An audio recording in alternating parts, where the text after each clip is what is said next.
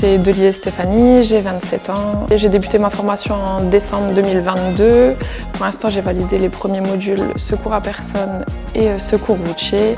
Et en juin, je passe le dernier module incendie. Alors, je me suis engagée en tant que sapeur-pompier volontaire parce que ça m'a tirée depuis plusieurs années. Et voilà, il y a un moment où je me suis dit, lance-toi, fais ce que tu as envie de faire. Et j'avais envie d'apporter de l'adrénaline dans ma vie, ce que j'ai pas trop avec mon métier d'aide-soignante en EHPAD parce que c'est un peu plus routinier. Tandis que les pompiers, il y a plus d'adrénaline, plus de diversité dans les interventions.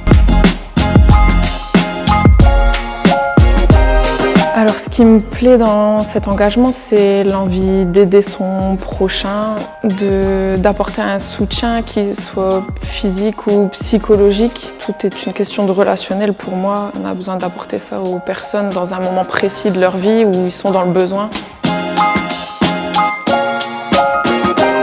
Je suis aide-soignante en EHPAD depuis maintenant 6 ans. Et je pense qu'on a toujours du temps à accorder pour les autres. On peut parler aussi des conventions qui existent entre le SDIS et l'employeur. Moi, j'ai eu de la chance de pouvoir mettre en place une convention. Pour ça, il faut se rapprocher des personnes concernées parce que souvent, c'est un peu inconnu. Ils ont appelé mon employeur pour leur donner les informations, tout ça. Et ça m'a permis d'être disponible pour les formations sans poser de congé en fait. Du coup, c'est un plus et j'ai également le droit à un maintien de salaire, donc ce qui n'est pas négligeable.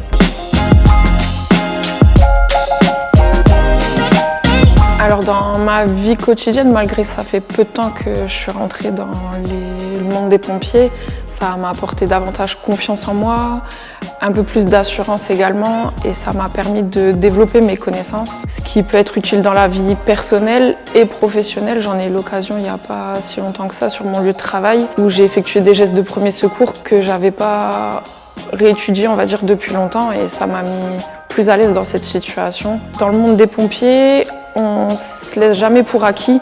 Tout ce qui est connaissances, tout ça, on les revoit au quotidien avec les manœuvres et lors des gardes en fait.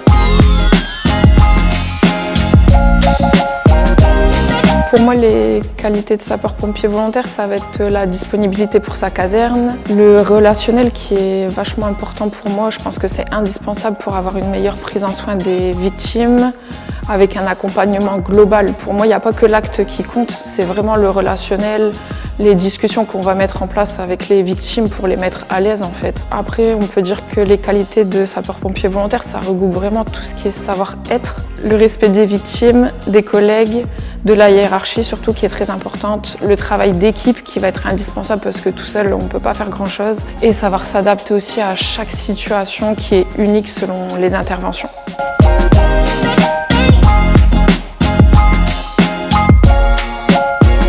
Que vous soyez jeune ou moins jeune, si vous avez cette petite flamme, cette envie de rentrer dans le monde des pompiers, déposez votre CV, votre lettre de motivation dans la caserne la plus proche de chez vous.